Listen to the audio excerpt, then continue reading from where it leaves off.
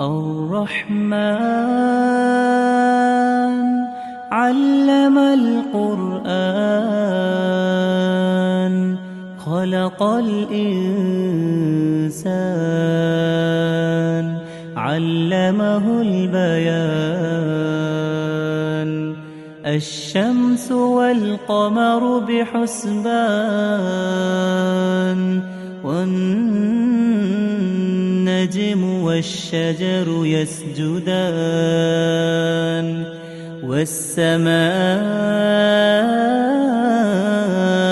رفعها ووضع الميزان ألا تطغوا في الميزان وأقيموا الوزن بالقسط ولا تخسروا الميزان